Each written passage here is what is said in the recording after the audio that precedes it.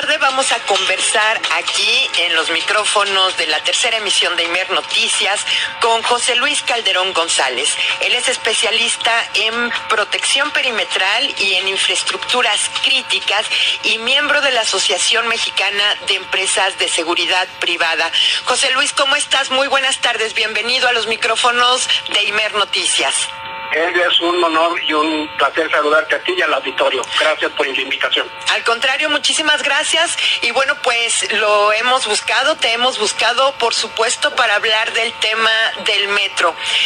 Hoy la atención estuvo puesta, como todos entendemos, en esta decisión del gobierno de la Ciudad de México, respaldada por el gobierno federal, para recurrir a la Guardia Nacional recurrir a los servicios de poco más de 6,000 elementos de la Guardia Nacional que a partir de las 2 de la tarde de este jueves se sumarán, porque también permanecen los elementos de seguridad propios del sistema de transporte colectivo metro, se suman a la vigilancia del metro frente a estos eventos inusuales de los que se ha referido la jefa de gobierno que han ocurrido en el metro de la Ciudad de México. Y queremos conversar contigo, José Luis, precisamente para entender la trascendencia, la importancia del sistema de transporte colectivo metro. Si bien el metro no entra, digamos, dentro de las actividades establecidas en la Constitución como estratégicas, sí podrían entrar en aquellas actividades o instalaciones que considera la Ley General del Sistema Nacional de Seguridad Pública en su artículo, sin mal no recuerdo, 146. ¿Cómo podemos dimensionar la importancia estratégica del sistema de transporte colectivo metro en esta capital, José Luis, para empezar? Gracias. Bueno, mire, ella referencia a los instrumentos constitucionales. Efectivamente, la Constitución habla de áreas estratégicas y, como tú sabes, nuestra Carta Magna es un documento que tiene ya más de 100 años y efectivamente no consideraba como tal el metro.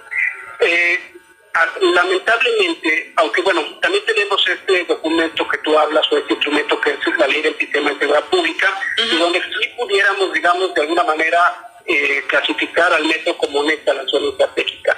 Lo que también es importante que conozca el auditorio que no hay una clasificación o una definición acertada de lo que es o no es una infraestructura crítica, y por lo tanto hay muchas actividades o sectores o infraestructuras que se pueden quedar fuera porque la legislación no es clara. Digamos, es importante saber que las infraestructuras críticas son todos esos equipos, esas redes, esos sistemas o instalaciones que sostienen los servicios esenciales. Los servicios esenciales son todos estos como el agua, la electricidad, el transporte, las comunicaciones, el sistema financiero que nos permite a nosotros y que permite a los distintos gobiernos y autoridades de sus distintos niveles llevar una vida cotidiana que tiene que ver con el desarrollo de nuestro país. Pero lamentablemente nosotros no tenemos una definición de lo que es una infraestructura crítica y la definición de instalaciones estratégicas queda muy corta para lo que ha pasado en 20 años desde que se creó la ley del sistema de seguridad pública, ella. Claro. Y por otro lado, creo que lo que tú comentas de esta decisión de la Guardia, pues mira, yo te diría que definir una estrategia de seguridad y de protección para una infraestructura crítica tiene que responder a 3 preguntas. La primera es qué proteger, la segunda es contra qué proteger y la tercera es cómo proteger. Claro. Si nosotros no tenemos claro eso, pues a tomar decisiones libremente, pues simplemente son improvisaciones o ocurrencias, lamentablemente. Creo que la Guardia Nacional tiene un perfil de mucho más nivel. Creo que hay otras necesidades más importantes y creo que lo que está sucediendo en el metro es algo que no tiene que ver con la seguridad, sino más bien con hechos que tienen que ver con una ausencia de un mantenimiento de una infraestructura que tiene 53 años. Digo, la línea más moderna, la línea 12, tiene 10 años desde que se construyó. Entonces, bueno, podemos hablar también en términos de seguridad si es o no es una instalación susceptible a sufrir algún ataque o algún daño. Y te puedo decir que sí es susceptible, pero no solo es. Ya han sucedido muchas cosas, pero tenemos que diferenciar los que son ataques, digamos, a la infraestructura, que se podría clasificar quizá como un sabotaje o como un acto para posicionar los intereses de algún grupo, pero otros son todas las situaciones, digamos, de índole criminal que no afectan, que no son en contra del metro, más que sin embargo afectan a los usuarios o son contra los usuarios dentro de las instalaciones del metro. Entonces, dime. No, de alguna manera lo que quisiera que pudiéramos entender, que nuestras audiencias pudiéramos dimensionar, José Luis, es quizá el estratégico, pensando que se trata del sistema de transporte público, quizá uno de los más grandes en el mundo y el más grande en el mundo, con una transportación diaria de aproximadamente que ronda los 5 millones de personas al día, y digamos esta concentración de usuarios diario me parecería, asumiendo la ignorancia en el tema de mi parte, me parecería que esa sola capacidad de transportación de gente ya lo tendría que convertir en una instalación estratégica. Y por la otra parte esta si no declaración con sus propias palabras, la sugerencia de posibles sabotajes al sistema de transporte colectivo, dada la recurrencia de los últimos eventos, de lo que ha ocurrido. ¿Es posible? ¿Cómo aplicar una lógica de seguridad estratégica en un sistema tan complejo, tan sensible, de tanta necesidad para, pues no solo para la transportación de las personas, sino para la propia operación de la ciudad? Sí, bueno, mira, lo primero que comentas, eso no es una infraestructura crítica. El metro sí, definitivamente sí lo es, y podemos decirlo sobre todo porque algún menoscabo en su funcionamiento tiene afectaciones que trascienden a nivel local, inclusive en este caso a nivel regional, como tú bien lo dices. Tiene que ver con el número de las vidas de las personas que están en riesgo o que usan, o los usuarios del metro, pero también en las afectaciones que conlleva. Cuando el metro se detiene, hay afectaciones económicas en miles de empresas, ¿sí? Porque los empresarios, los trabajadores no pueden llegar. Y esto, digamos que causa efectos en cascada, ¿no? Donde una pequeña afectación va, digamos, extrapolándose por distintas partes. Entonces, definitivamente sí es, y yo sé que en su momento estuvo o está clasificada como una instalación estratégica AAA. Por eso es lo primero. Lo segundo, yo hablaba de que mira, la verdad es que el metro, sobre todo lo que tiene ahorita, creo grave, un problema de robo.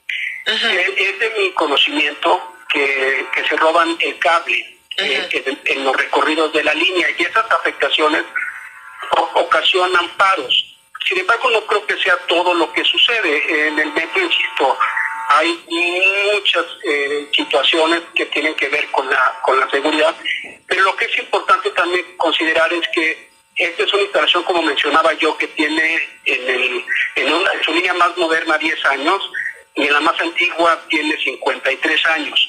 Y los sistemas de seguridad en algunos casos se han actualizado, pero no en todo, ni en todos los recorridos. Entonces tenemos sistemas de seguridad, estoy hablando del sistema de videovigilancia, estoy hablando de los controles de acceso, estoy hablando de la protección de los perímetros o de las trayectorias de todas las líneas, que no obedecen a la realidad del país ni al contexto del país. Quizás funcionaban hace 30 años, pero era otro México. Y hoy también hay que tomar en cuenta que no somos el número de personas que había en los años 70. Hoy en la Ciudad de México tiene millones de personas más que hace esos años que calcularon el metro. Entonces yo creo que también hay una desproporción entre lo que son los sistemas de seguridad. Lamentablemente lo vemos, utilizan sistemas en muchas ocasiones que son de uso, pues no un uso como tuviera que ser para una infraestructura de este tipo, y también lo que es notorio, porque cuando tú vas por la calle es notorio que los sistemas pues no son adecuados para, sí, para los desafíos de la ciudad. Muy bien. Pues de alguna manera lo que nos explicas nos hace pensar, José Luis, que quizá la medida tomada por el gobierno de la Ciudad de México de recurrir a la Guardia Nacional no sería la más adecuada. José Luis, hablábamos precisamente de esta medida que ha asumido, que ha tomado el gobierno de la Ciudad de México para la protección del sistema de transporte colectivo metro en la capital del país.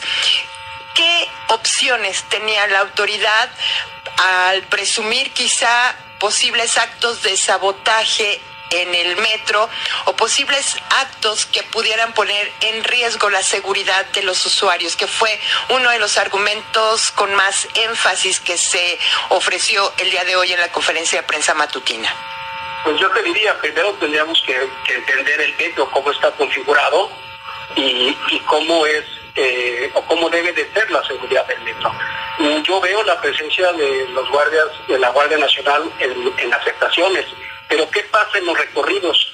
La realidad es que la protección del metro tiene que ver, sí, con las estaciones, pero también con los vagones, con los convoys, y tiene que ver también con los centros de equipo, los centros de control, los centros de energía, y todos esos equipos que hacen que funcione el metro. También tendríamos que hablar de aspectos de ciberseguridad, y tendríamos que ver también, insisto, toda la infraestructura del metro, cómo está protegida. Entonces, la presencia del personal en las estaciones, me parece que más obedece como a intentar cambiar la percepción de lo que está sucediendo, y que realmente no es una medida ni adecuada, ni será una medida que resuelva la problemática que se vive hoy en la Ciudad de México.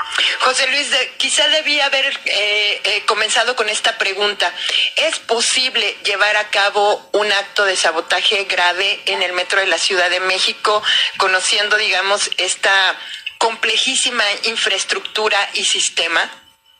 Pues definitivamente el metro, como todas las instalaciones, es susceptible de que suceda, pero una instalación donde además hay un flujo tan importante de personas, también puede ser, y habremos de entender que todas las infraestructuras o todos los objetivos a protegerse tienen distintos tipos de enemigos externos y enemigos mixtos.